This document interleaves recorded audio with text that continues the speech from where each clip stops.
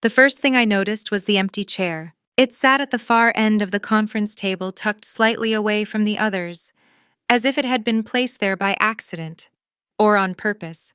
In my family, those two things were often the same. I stood in the doorway of my parents' dining room, still holding my purse strap like it was something I could anchor myself to. The smell of roasted ham and sweet potatoes filled the air, heavy and warm. Christmas music played softly from the speaker near the window.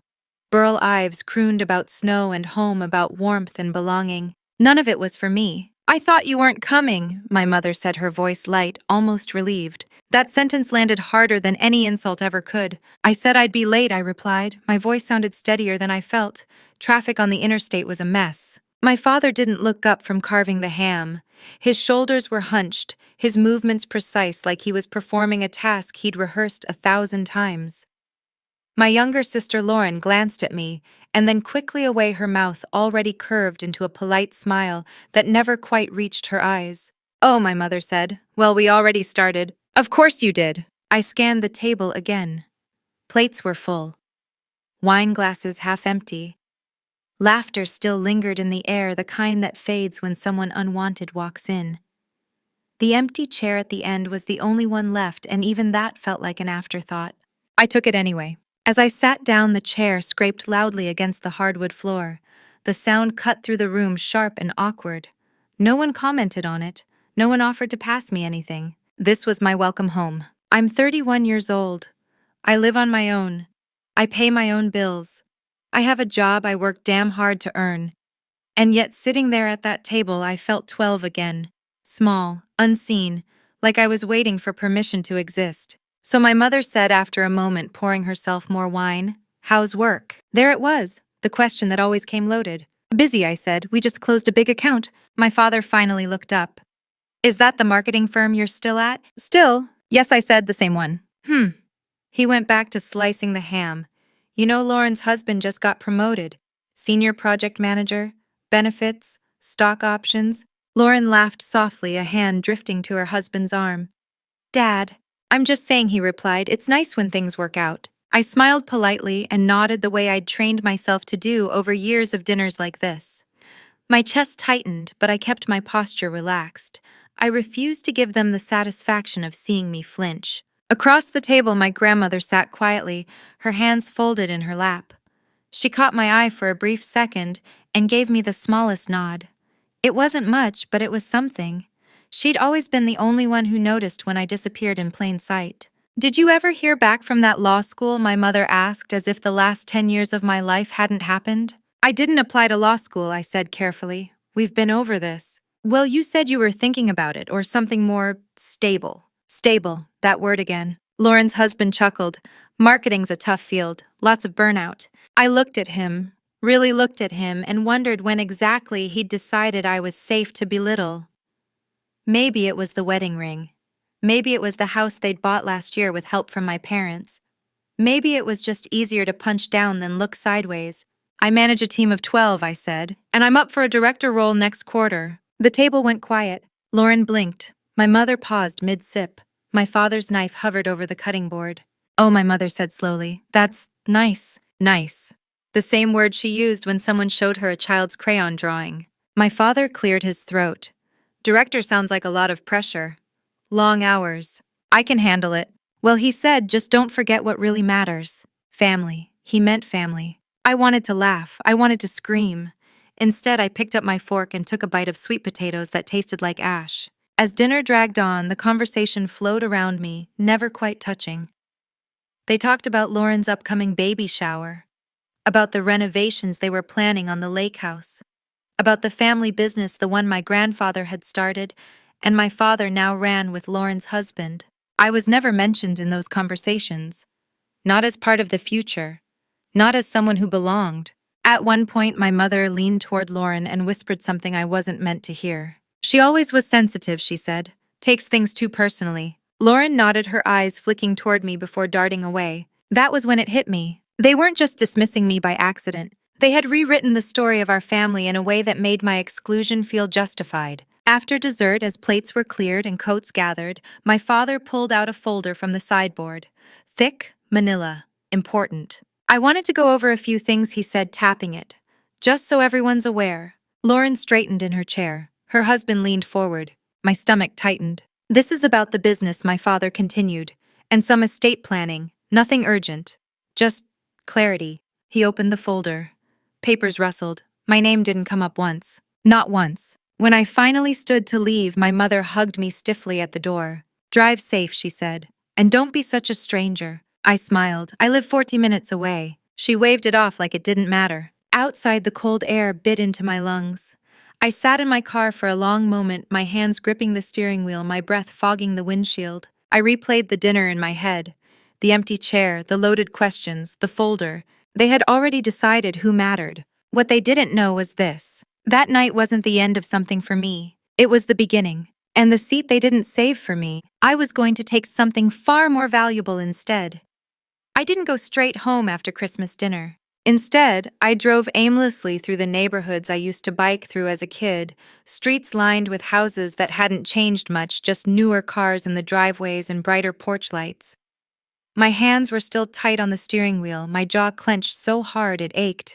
The empty chair followed me like a ghost. By the time I pulled into my apartment complex, it was nearly midnight. The building was quiet, most of the lights already off. I sat in my car for a long time, listening to the engine tick as it cooled, replaying my father's voice. Estate planning, clarity. Those words had weight. Inside my apartment, I kicked off my shoes and dropped my purse on the kitchen counter. The place smelled faintly of pine from the cheap candle I'd lit before leaving. I poured myself a glass of water, then another, but my throat still felt dry. I wasn't paranoid. I knew my family too well for that. When my father talked about planning, it wasn't casual. It meant decisions had already been made, quietly, without me. My phone buzzed. A text from my grandmother. Did you get home safe? I stared at the screen before replying. Yes, thank you for checking. Another message came almost immediately. Call me tomorrow, morning if you can. That was unusual. Grandma didn't like phone calls. She preferred letters, notes, things you could hold. I lay awake most of the night, my mind cycling through old memories. Birthdays, where my gift was an envelope, while Lauren unwrapped boxes. Holidays where my opinions were met with polite smiles and quick subject changes. The way my father used to say, "You're independent," like it was both praise and dismissal. By morning, I knew something was coming. I just didn't know how hard it would hit. I called Grandma after breakfast. She answered on the second ring. You sound tired, she said. I didn't sleep much. I figured. There was a pause. Christmas was uncomfortable. That's one word for it. She sighed long and heavy. I didn't like the way your father handled things. My chest tightened. Handled what? The folder, she said quietly, the one he brought out after dinner. I closed my eyes. I knew it meant something. It does. She didn't rush her words. She never did. That was one of the things I loved about her. Silence with Grandma felt intentional. He's changing the will, she said. Has been for a while. There it was. I pressed my lips together, tasting metal. Changing it how? She hesitated. Your name is being minimized. Minimized. Not removed, not erased. Just quietly shrunk until it barely existed. I'm sorry, she added. I tried to talk to him. Why didn't anyone tell me? Because they didn't think you'd understand, she said. And there was a sharp edge under the gentleness now. Or maybe because they didn't want to explain themselves. I leaned back against the counter, staring at the pale morning light creeping across the floor. It's not just money, is it? I asked. No, she said softly. It's control. That word landed like a bell ringing in a silent room. Grandma explained what she knew. My father planned to leave the majority of the family business and assets to Lauren and her husband. I would receive a small trust. Enough to say they hadn't forgotten me. Not enough to give me a voice. He says you're doing fine on your own, she said. That you don't need it. I laughed, short and bitter. Funny how needing it only matters when they decide who deserves it. I know, she said. And I'm not done yet. I froze. What do you mean? I have my own will, she said. And I've been watching. My breath caught. Grandma, hush, she said. I'm not making promises. I'm telling you to pay attention. After we hung up, I sat at my kitchen table, my coffee untouched. So that was it. The empty chair, the polite questions, the quiet exclusion. It all pointed to the same truth. They had already written the ending without me. What hurt wasn't the money, it was the assumption. That I would accept being sidelined, that I would nod politely and disappear. I went to work that day on autopilot, Meetings blurred together, emails stacked up unanswered. Every so often I'd catch myself staring at nothing, my father's voice echoing in my head. Clarity. By late afternoon, my anger had settled into something colder, sharper. I didn't want revenge, not yet. I wanted information. That evening, I dug through old boxes I'd brought with me when I moved out. Tax forms, college paperwork, old notebooks. At the bottom of one box, I found a thin folder labeled Family. Inside were copies of documents my mother had given me years ago without explanation. Shareholder agreements, old letters from my grandfather, notes scribbled in the margins. My grandfather's handwriting was firm, decisive. Fairness isn't sameness, it's honesty. I remembered him saying that once years ago, when Lauren and I were fighting over something trivial. He'd really looked at me like he was trying to pass something on. That night, I made a decision. I wasn't going to confront anyone yet. I wasn't going to cry or beg or demand explanations. I was going to understand the rules of the game they'd been playing without me. Because once you know the rules, you can change the outcome. And if my family thought I was harmless, overlooked, too independent to matter, that was fine. Underestimation, I was starting to realize, was a powerful advantage. The first thing I learned was that silence leaves fingerprints. Not the dramatic kind people expect. No slammed doors, no raised voices, just small omissions that add up over time. Missing names, altered percentages, documents filed quietly then forgotten because no one thought I'd ever look. I took 2 days off work, told my boss I needed personal time. She didn't ask questions. She never did. I spent those days at my dining table surrounded by papers, a legal pad, and a laptop that stayed open long past midnight. I wasn't angry anymore. Anger is loud and sloppy. What I felt now was focus. I started with the family business. It was older than me. Older than Lauren, too. Founded by my grandfather decades ago, back when shaking hands meant something and contracts were written on a single sheet of paper. Over the years, it had grown quietly, steadily. No flashy headlines. Just dependable money. And dependable money has a way of attracting dependable favoritism. According to the documents I'd found, my father had inherited controlling interest after my grandfather passed. That part I knew. What I didn't know was that the original structure included provisions for future children regardless of involvement in day-to-day operations. My name was there, buried, faded, but there. I stared at it for a long time, my grandfather's signature at the bottom, his pen pressing hard into the paper. He'd planned for both of us. He'd assumed fairness would survive him. That was his mistake. I cross-referenced dates, amendments, revisions. Slowly, a pattern emerged. Changes had been made gradually, always justified as temporary. Interim adjustments, performance-based reallocations. Lauren's husband had joined the business 5 years ago. Coincidentally, that was when the structure began shifting. Coincidentally, I pulled up public records next. Property transfers, trust filings, corporate registrations. The deeper I went, the clearer it became. They hadn't erased me outright. They'd starved my presence until it looked insignificant. By the end of the second night, my eyes burned and my back ached, but my mind was sharp. I knew more now than they ever expected me to. There was only one thing missing: intent. I needed to know whether this was carelessness or calculation. That's when I called Daniel. Daniel and I had dated briefly years ago, not long enough to fall in love, but long enough to trust each other. He'd gone on to become an estate attorney. We hadn't spoken in over a year, but when I left a voicemail, he called back within an hour. "Hey," he said, "this is a surprise." "Tell me if this is a bad idea," I replied. "But I need someone to look at some documents." "Hypothetically." He laughed softly. "Hypothetically is my favorite word." We met the next morning at a quiet cafe downtown. I slid a folder across the table. He didn't touch it right away. He just looked at me. "You okay?" he asked. "I will be," I said, "once I understand what I'm looking at." He opened the folder and started reading. The longer he read, the more serious his expression became. He didn't interrupt. He didn't rush. After a while, he leaned back. "This isn't sloppy," he said. "It's strategic." My stomach dropped even though I'd already suspected it. "They've created a narrative," he continued. "You're independent, self-sufficient, not involved, so reallocating assets looks reasonable on paper, especially if no one challenges it."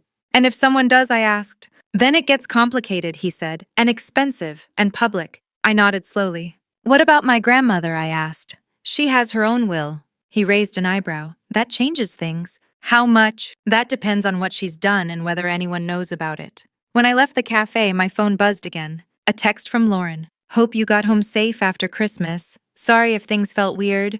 You know how Dad gets about planning. I stared at the message, my thumb hovering over the screen. I typed back slowly.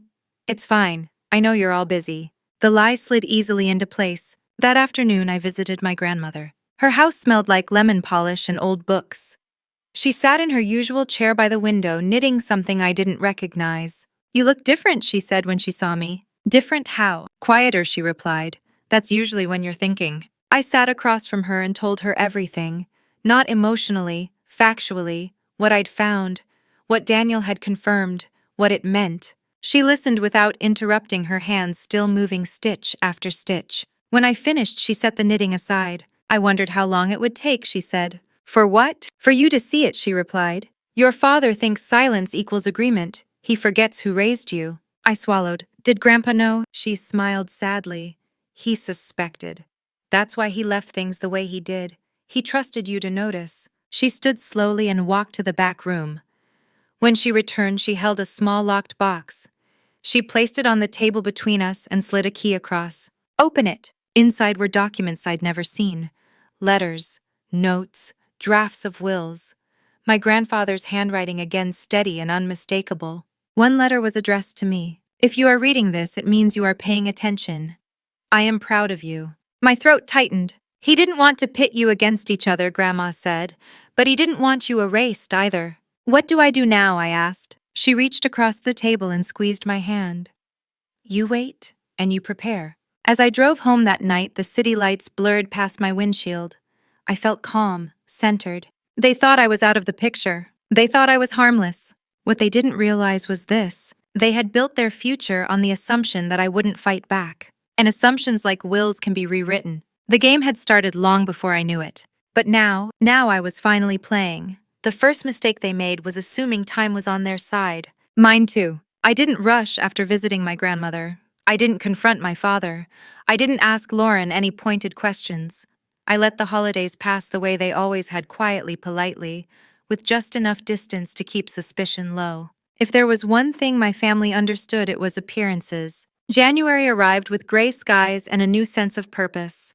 At work, I buried myself in projects, letting deadlines and meetings provide cover. To anyone watching, my life looked unchanged, predictable, separate. In reality, I was laying groundwork. Daniel and I met twice more, always in different places, always casual. He never took notes in front of me, never asked for documents in public. Everything was careful. What you have, he said during our third meeting, is leverage. But leverage only works if you use it at the right moment. When's that? I asked. When they need you, he replied. That stuck with me. I thought about it often in the weeks that followed. About need.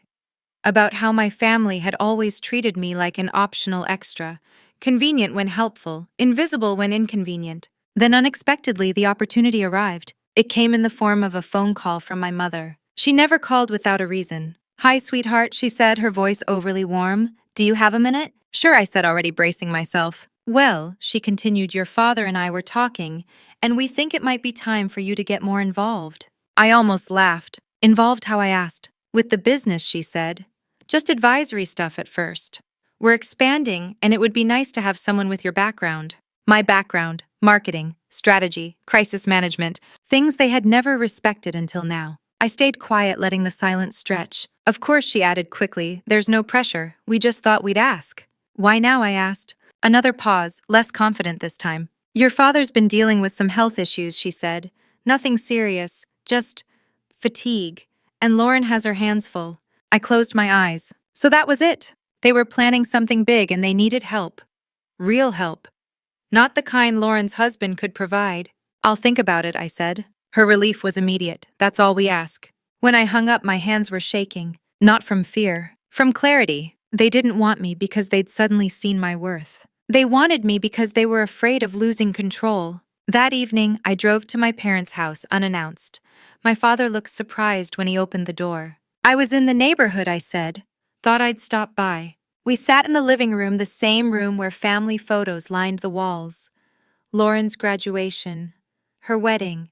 A single picture of me tucked in the corner, years old and slightly crooked. So my father said, folding his hands. Your mother mentioned we spoke. She did, I replied. About the business. He nodded. We could use your perspective. Why, I asked calmly. You've done fine without me. His jaw tightened. We're restructuring, he said. Expanding into new markets. There are risks. And you want me to manage those risks, I said. He didn't deny it. I'd want things in writing, I continued. Clear responsibilities, clear authority. He frowned. That seems a bit formal. So does estate planning, I said lightly. The air shifted. He studied me for a long moment, like he was seeing me for the first time. Not as a daughter, as a variable. We're family, he said finally. We don't need contracts. That's where we disagree, I replied. When I left, I knew I'd unsettled him. A week later, Lauren called. I hear you might be joining us, she said, her tone carefully neutral. Possibly, I said. She hesitated. I just want you to know, I never meant for things to feel uneven. I could hear the strain in her voice. Whether it was guilt or fear, I couldn't tell. Uneven how, I asked? She sighed. You've always done your own thing. Dad thought you didn't care. I cared, I said quietly. I just wasn't invited. Silence. Maybe this is a chance to fix that, she said. Maybe, I thought. Or maybe it's a chance to finally tell the truth. That night, I met with Daniel again. They've asked me to come in, I told him. Advisory role. He smiled thinly. Of course they did. I want to accept, I said, but on my terms. He nodded. Then we make those terms impossible to ignore. We drafted a proposal. Nothing aggressive, just precise, defined authority, access to records, a formal seat at the table, and one small clause. In the event of restructuring, all existing stakeholder agreements must be disclosed in full. When my father received the document, he didn't call me. But 2 days later, my grandmother did. He's nervous, she said. That means you're doing something right. I stood by my apartment window that night, watching the city lights flicker. They thought inviting me in would keep me manageable. They thought involvement would mean compliance. What they didn't understand was this. The moment they opened the door, they gave me access. And access changes everything. The promise they'd made in private to minimize me, to keep me small, it was already starting to crack. They just didn't know how loudly it would break.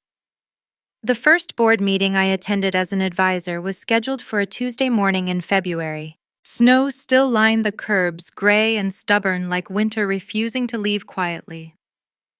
I arrived 10 minutes early, not because I was eager, but because I wanted to see who was already there. The conference room sat on the top floor of the building my grandfather had bought decades ago. Same long table, same framed photos on the walls, different power dynamics. Lauren was already seated, laptop open, fingers hovering over the keyboard like armor. Her husband Mark stood by the window on his phone, voice low and urgent. My father sat at the head of the table, reviewing papers he clearly didn't want to be reading. No one looked relaxed. I took the seat halfway down the table. Not the head, not the end. A deliberate middle, close enough to matter, far enough to observe. Morning, I said. 3 heads turned. Didn't hear you come in, my father said. I smiled. I tend to do that. The meeting began the way most meetings do. Numbers, forecasts, expansion plans. Mark spoke confidently, using a lot of words to say very little. Lauren nodded along, chiming in just enough to appear aligned. I listened. I took notes. I waited. About 40 minutes in, my father leaned back in his chair. We should discuss risk exposure, he said, especially with the new markets. That's actually something I wanted to talk about, I said, meeting his eyes. But before we do, I'd like to clarify something. The room stilled. I was given access to the financials last week, I continued calmly. Some of them were incomplete. Mark stiffened. Incomplete, how, Lauren asked? Certain amendments are referenced but not attached, I said. Older agreements specifically. I'm sure it's just an oversight. My father's jaw tightened. We've updated things over the years, he said. Not all of it is relevant anymore. I disagree, I replied. Relevance depends on risk. And right now there's risk you're not accounting for. Mark crossed his arms. With all due respect, you're new here. I turned to him. With all due respect, I'm the only one in this room whose job is to anticipate what goes wrong. Silence. Lauren shifted in her seat. What exactly are you saying? I opened my folder and slid a single page onto the table. I'm saying that if you move forward with this expansion without addressing legacy shareholder provisions, you're exposing the company to legal challenges you're not prepared for. My father picked up the page, scanning it quickly. His face drained of color. That clause, he said slowly, was grandfathered in. Yes, I replied. By my grandfather. The word hung in the air. Mark laughed nervously. That's ancient history. No, I said, it's enforceable history. I watched the realization ripple through the room. Lauren's eyes widened slightly.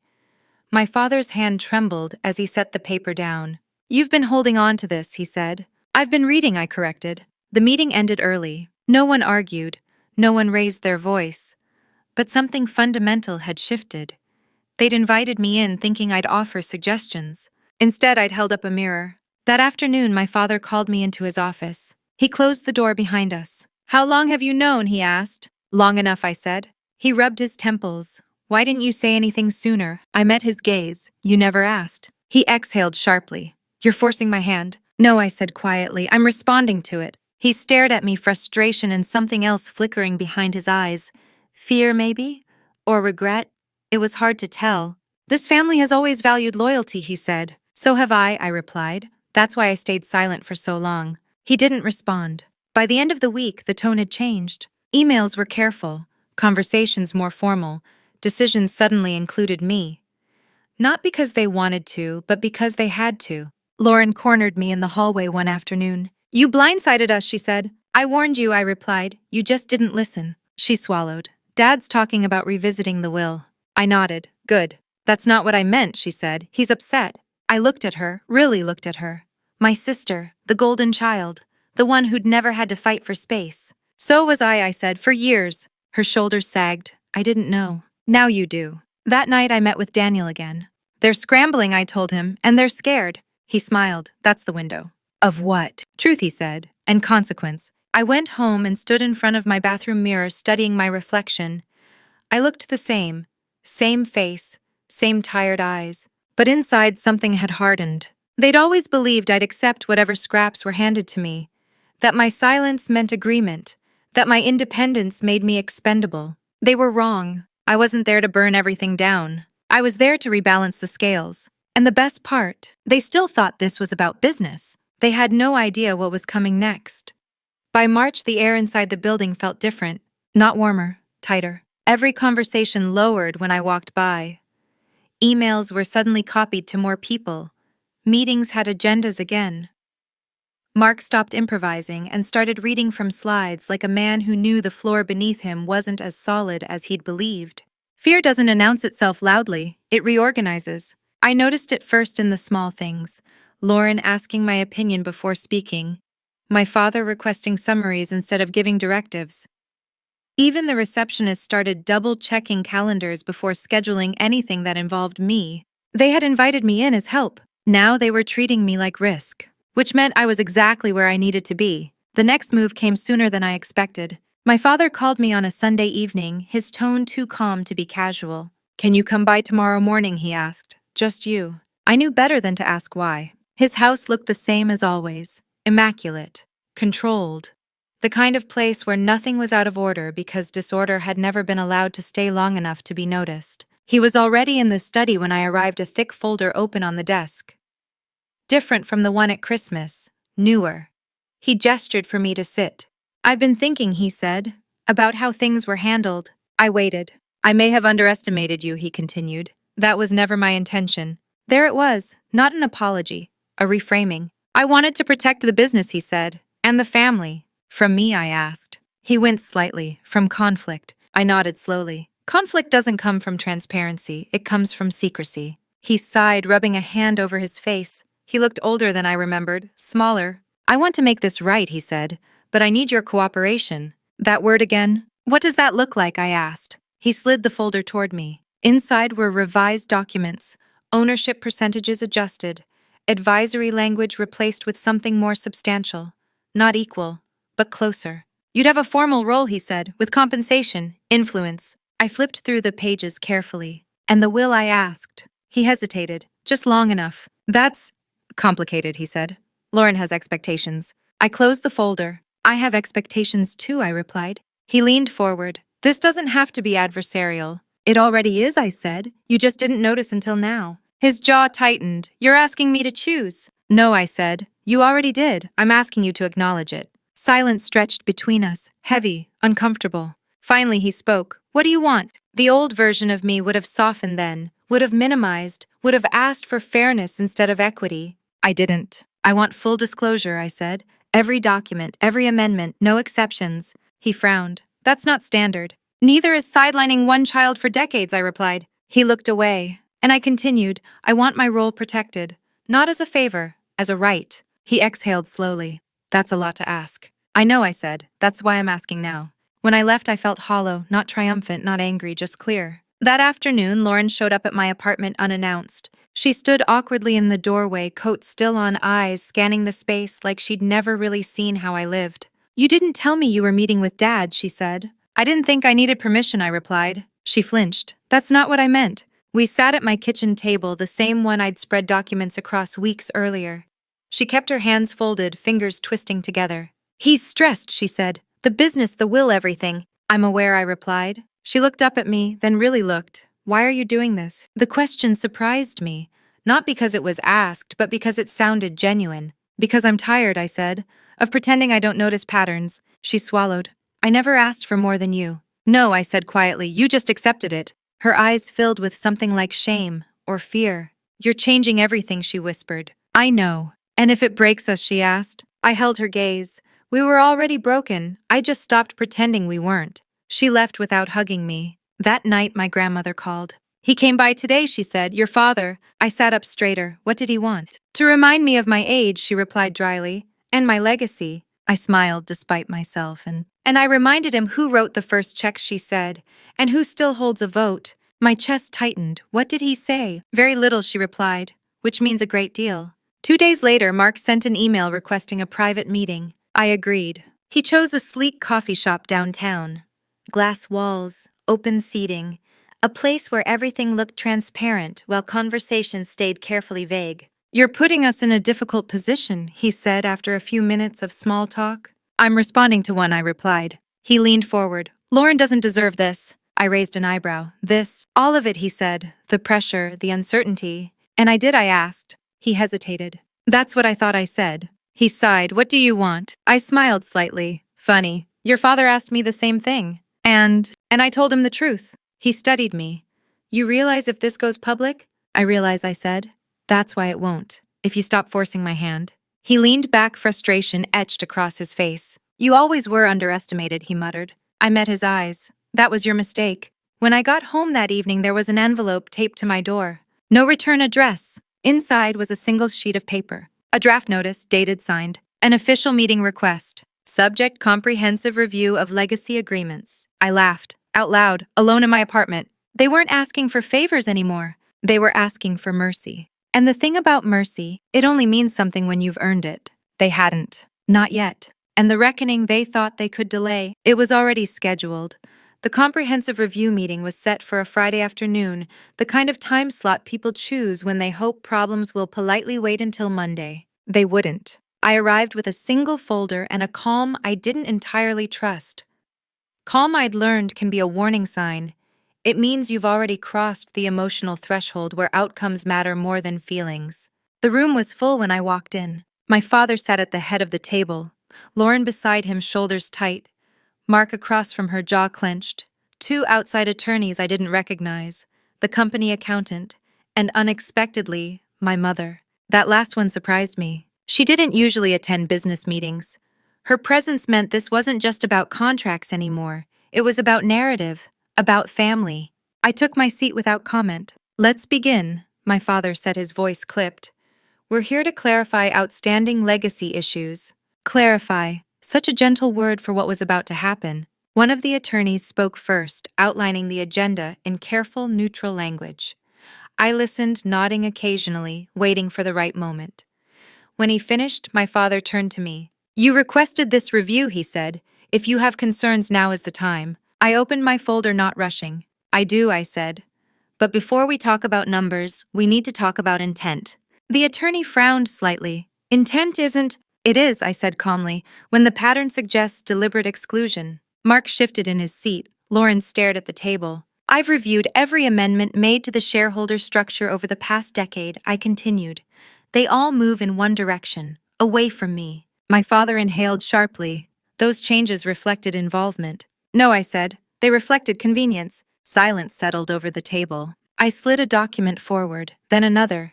Dates, Notes, margins annotated in my grandfather's handwriting. This, I said, tapping the page, was never meant to be temporary. The accountant leaned in, adjusting his glasses.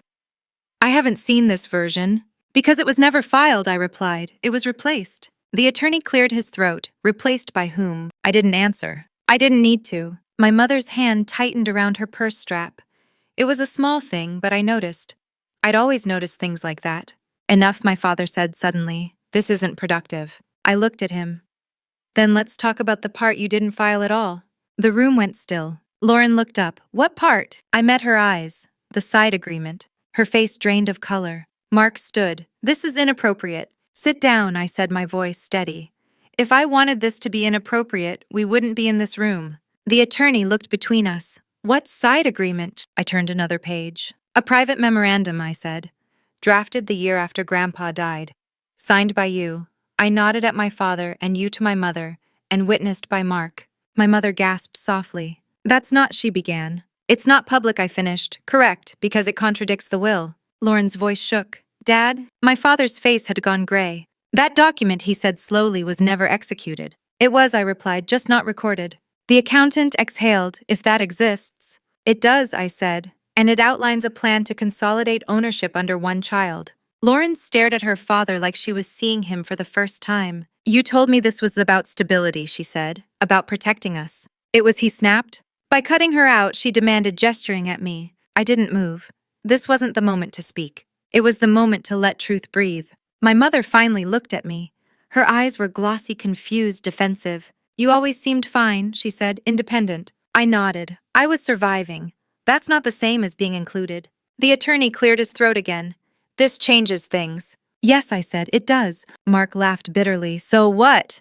You threatened to sue your own family? I looked at him. No. He sneered. Then what? Then I give you a choice. My father's eyes snapped to mine. You don't get to... I do, I said quietly.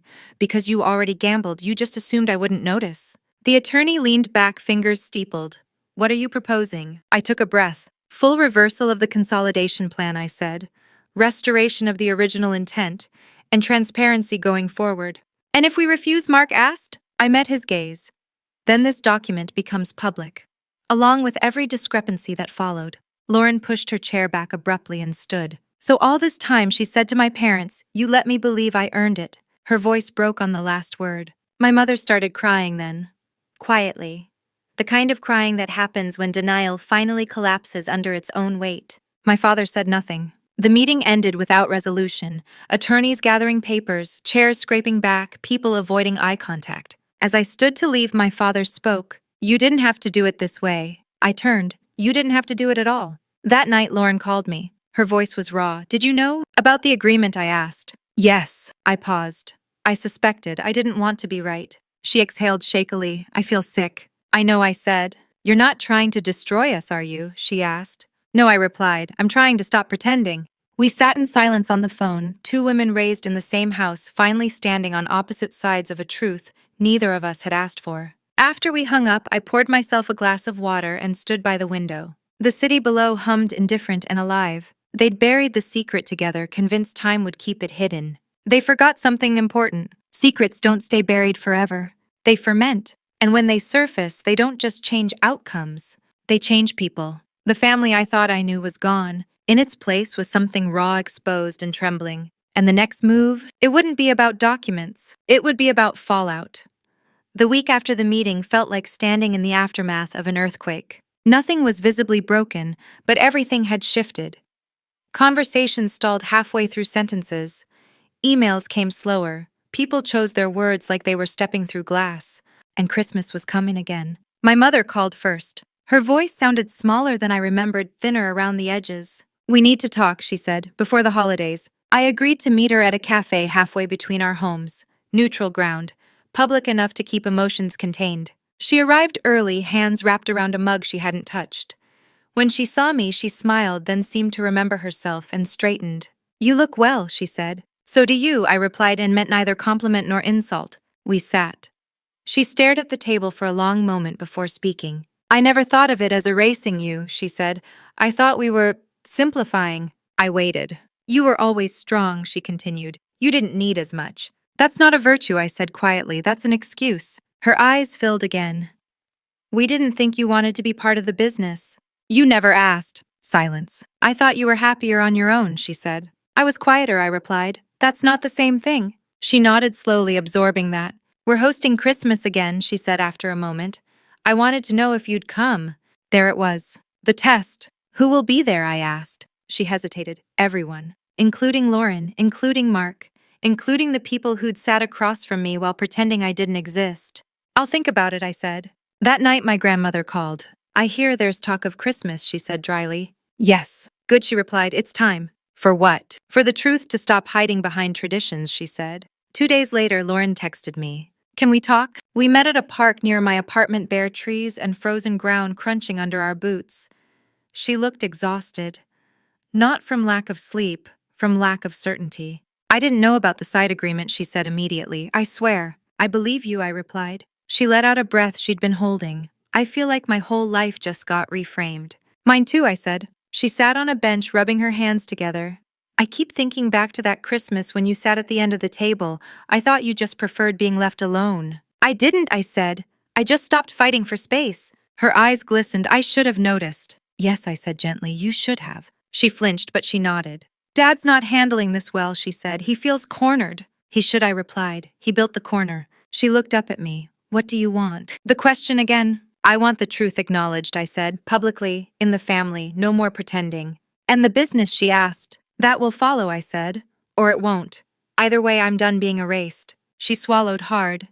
If you come to Christmas, it's not going to be comfortable. I know, I said. But it might be necessary, she added. I nodded. Christmas morning arrived cold and bright. I stood in my apartment, staring at myself in the mirror. I didn't dress up, I didn't dress down. I chose something simple, neutral, armor disguised as calm. When I walked into my parents' house, the smell hit me first. Pine, cinnamon, ham, memory. Everyone was already there. The room went quiet when I stepped inside. My father stood near the fireplace, drink in hand. My mother hovered by the kitchen doorway. Mark looked away immediately. Lauren met my eyes and gave a small nod. My grandmother sat in her usual chair watching everything. I took off my coat and set it down. Hello, I said. A chorus of greetings followed, uneven and uncertain. Dinner was tense but polite. No raised voices, no accusations, just a careful dance around topics that felt like exposed wires. Halfway through, my grandmother cleared her throat. I'd like to say something, she said. Everyone froze. I've been watching this family for a long time, she continued, and I've seen how silence gets mistaken for consent. My father stiffened. That stops today, she said. She looked directly at him. You made decisions without all your children present, she said, and you justified it by calling one of them strong. She turned to me. Strength doesn't mean absence of need, she said. It means surviving neglect. The room felt smaller. My mother started crying again. Lauren's eyes were wet. My father stared into his glass. I won't be here forever, my grandmother continued, and I won't leave behind a family built on omission. She folded her hands. Christmas is about who we make room for, she said, and for years you made room for one child by pushing another aside. Silence swallowed the room. My father finally spoke. I didn't think. No, my grandmother said. You didn't listen. I stood then. I didn't come here for an apology, I said. I came because I'm done pretending this didn't hurt. My voice was steady. I was excluded. Not accidentally, systematically. Mark shifted uncomfortably. I won't fight you, I continued, but I won't disappear either. I sat back down. No one spoke for a long time. Eventually, my father nodded once. A small movement, but real. I need time, he said. Take it, I replied. Just don't use it to erase me again. When I left that night, the air felt sharper, cleaner. Not healed, but honest. As I drove home, my phone buzzed. A text from my grandmother. Proud of you. The hardest part is done. I smiled faintly. They had tried to erase me with quiet decisions and polite holidays. Instead, they'd given me a stage. And the next chapter, it wouldn't be about being invited back. It would be about what I chose to take with me when I walked away. The holidays ended the way they always do. Quietly, abruptly, like something heavy being set down without ceremony. But nothing inside our family went back to normal. Normal had been built on silence, and that silence was gone. The call came 3 weeks into January. My father's assistant, formal, careful. Your father would like to schedule a meeting, she said, with legal counsel present. I almost laughed. This time I chose the location. Daniel's office, glass walls, neutral art, no family photos, no inherited authority. My father arrived first. My mother followed, her face drawn. Lauren and Mark came together but sat apart. Two attorneys I recognized from the earlier meeting set up their files. And then my grandmother walked in. No one had invited her. She sat beside me without asking. "Shall we begin?" Daniel said. My father nodded stiffly. Daniel opened with a summary of facts, not accusations, just chronology, amendments, omissions, the side agreement.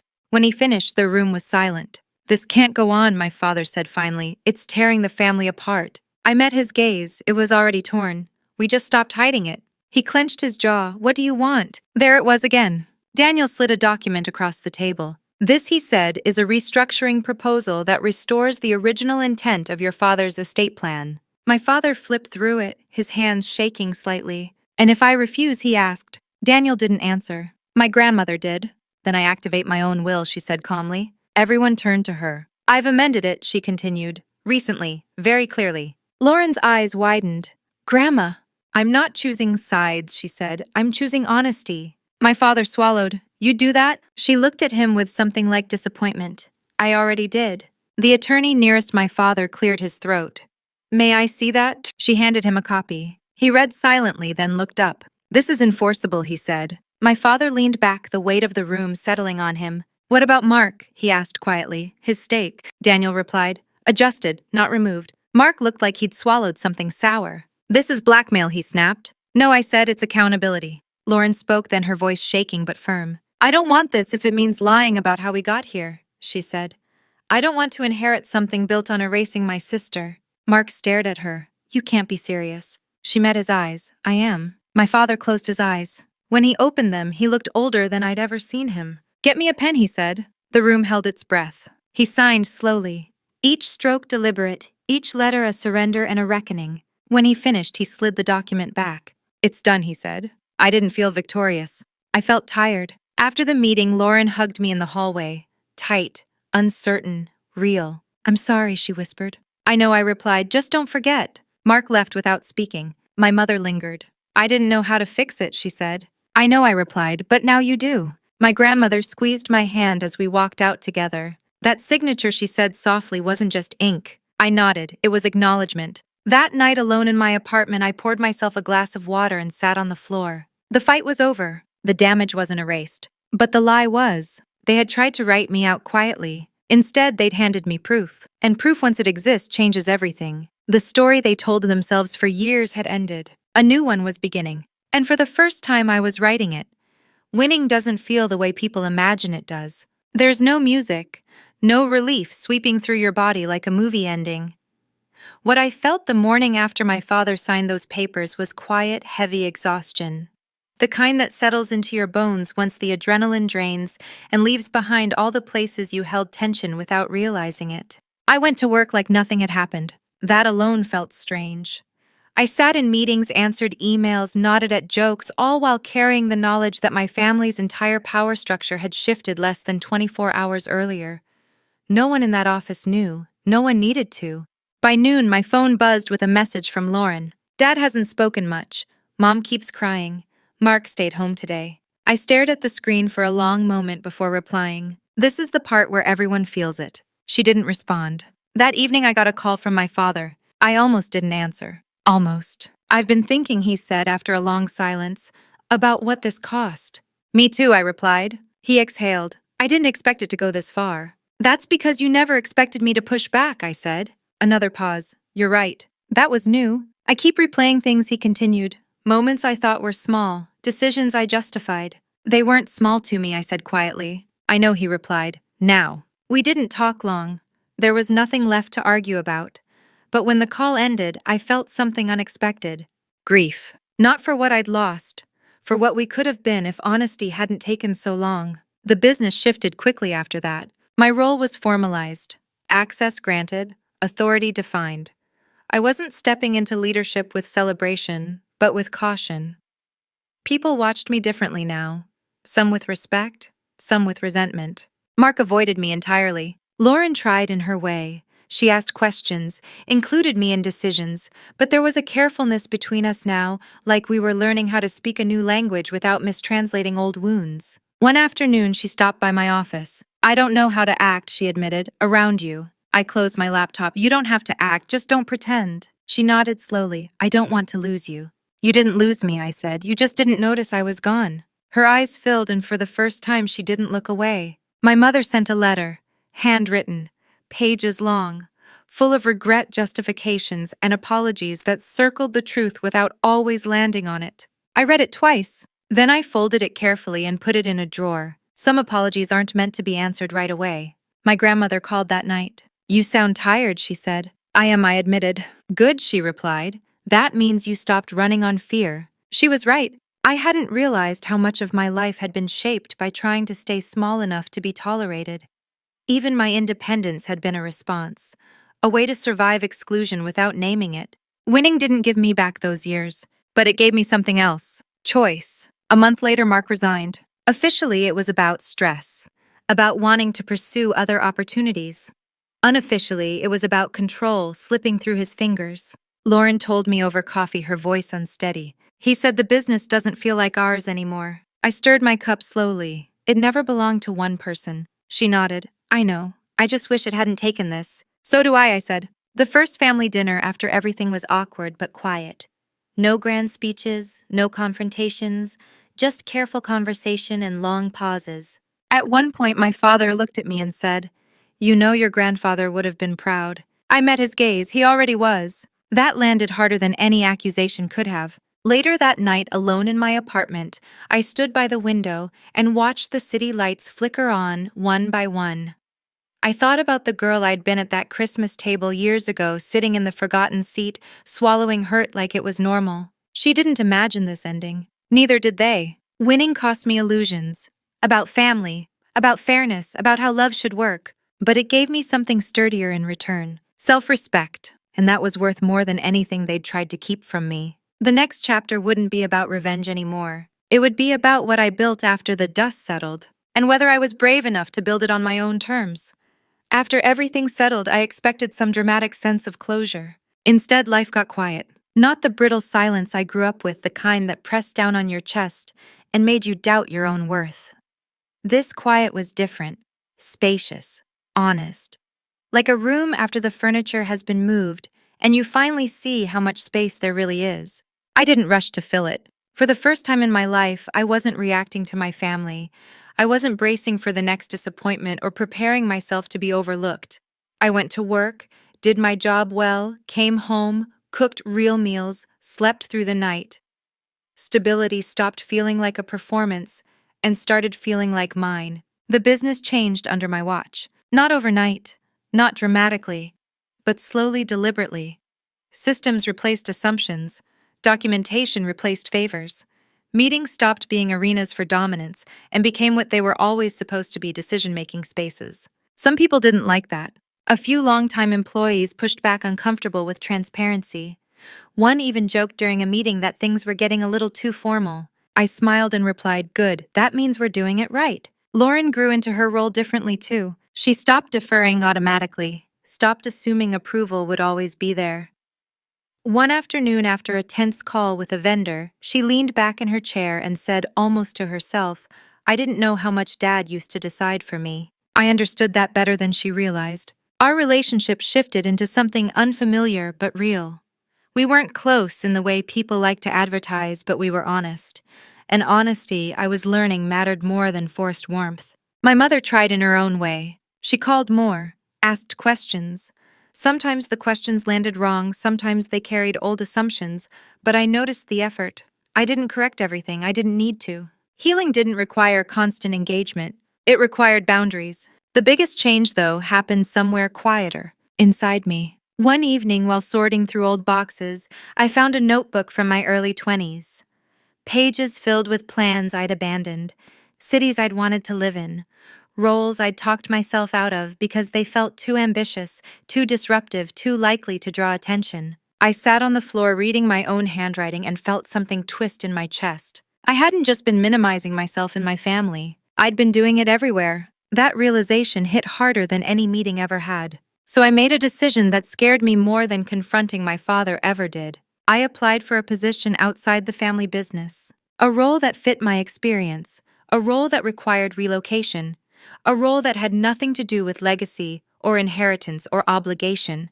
When the offer came, I didn't tell anyone right away. I sat with it. I imagined my life without the building my grandfather bought, without the conference room that had become a battleground, without my last name carrying weight I hadn't chosen. The thought didn't terrify me. It excited me. When I finally told my family, the reactions were exactly what I expected. My mother looked confused. "But things are good now." My father frowned. "You finally have a seat at the table," Lauren asked quietly. "Are you leaving because of us?" I answered honestly. "I'm leaving because I don't want my whole life to be a response to what happened here." That was the hardest truth to say out loud. My father nodded slowly. "I suppose that makes sense." It was the closest he came to understanding. My grandmother was the only one who smiled. "Good," she said. "Power is knowing when to walk away." The night before I accepted the offer, I stood in my apartment surrounded by half-packed boxes. The place looked different without the weight of permanence. Temporary in the best way. I thought about everything I'd fought for. Not the money, not the shares, but the right to be seen. And now that I had it, I realized something important. Being seen by people who only notice you once you force them to isn't the same as being valued. I called Daniel to thank him. "You changed your own story," he said. "I just helped with punctuation." I laughed for the first time in days. On my last day at the company, my father walked me out. We stood in the lobby, sunlight streaming through glass that once felt intimidating and now felt neutral. "You didn't have to leave," he said. "I know," I replied, "but I wanted to." He nodded. "Your grandfather always said you had a different kind of strength." I smiled faintly. He knew. As I drove away, I didn't look back. Not because it hurt, but because I didn't need to anymore. The seat they never saved for me had taught me something invaluable. I didn't need their table. I could build my own. And the life waiting for me on the other side of that decision. It wasn't about revenge. It was about freedom. One chapter remained, not to close the story, but to finally choose how it would end. The day I moved, it rained. Not the dramatic kind of rain that floods streets and turns everything into spectacle. Just a steady drizzle that softened edges and muted sound, like the world lowering its voice out of respect. I loaded the last box into my car alone. I declined help on purpose. This part needed to be mine. As I drove out of the city, the skyline blurred in my rearview mirror. I didn't feel sad. I didn't feel triumphant. What I felt was something quieter and rarer. Completion. The new job was 3 states away, in a city where no one knew my last name or my family history. The office was smaller, the culture leaner, the expectations clear. No inheritance, no politics disguised as love. Just work, accountability, and results. On my first day, my manager shook my hand and said, "We hired you because you don't flinch under pressure." I almost smiled. They had no idea how true that was. I rented a modest apartment with big windows and too much light in the mornings. I bought furniture slowly, carefully. Each piece chosen because I liked it, not because it fit an image someone else expected of me. At night, I cooked simple meals and ate them standing at the counter, listening to the hum of a city that didn't know my name and didn't need to. I slept better than I had in years. My family adjusted in their own uneven ways. My mother called every Sunday. Sometimes the conversations were awkward. Sometimes they were warm. I didn't force either. I let her meet me where she was. My father sent short texts, updates, neutral observations. Once he wrote, "I respect your decision."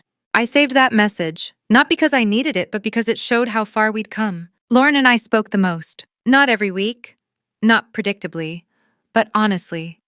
She told me about the business, about learning how to speak up without borrowing confidence from someone else. I listened. I didn't advise unless she asked. One afternoon, she said, "I think we were both trapped in roles we didn't choose." "I think so too," I replied. My grandmother visited in the spring. She sat on my new couch, sipping tea, surveying the space like she was taking inventory of a life well assembled. "You look lighter," she said. "I am," I replied. She smiled. "That's what happens when you stop carrying other people's guilt." Before she left, she handed me an envelope. Inside was a letter in her careful handwriting. "You broke a pattern without breaking yourself. That's rare. I'm proud of you." I cried after she left, not from pain, from release. Months passed. The anger I'd once carried faded into something distant and almost academic. A memory of a storm I'd survived, rather than a wound that still bled. One evening after a long day, I sat by my window watching traffic move below. I thought about that Christmas years ago, the empty chair, the casual dismissals, the quiet way they'd tried to decide my worth without ever asking me. If I could speak to that version of myself now, I wouldn't tell her to fight harder. I'd tell her this: you're not invisible, you're just in the wrong room. Revenge. I learned isn't always about confrontation or collapse. Sometimes it's about refusing to live small just to make others comfortable. My family didn't lose me because I walked away. They lost the version of me who accepted less than she deserved. And that loss, it taught all of us something. On the anniversary of the meeting where my father signed those papers, I received a message from him. I've been thinking about how we define success. I got it wrong for a long time. I stared at the screen, then typed back. We all do until we don't. That was enough. I didn't need apologies anymore. I didn't need validation. I didn't need to prove anything to anyone who had once mistaken my silence for consent. The story didn't end with me standing over anyone. It ended with me standing on my own. If you're listening to this and you've ever been pushed aside, overlooked, or quietly written out of a story you belonged in, remember this. You don't need permission to take up space. You don't need applause to be right. And you don't need revenge to reclaim your dignity. Sometimes the most powerful payback is building a life so full, so honest, and so firmly yours that the people who underestimated you can only watch from the distance they created. If this story resonated with you, share it. If you've lived something like this, tell me in the comments. And if you're still sitting in a chair no one saved for you, don't wait. Stand up. There's a whole table waiting somewhere else.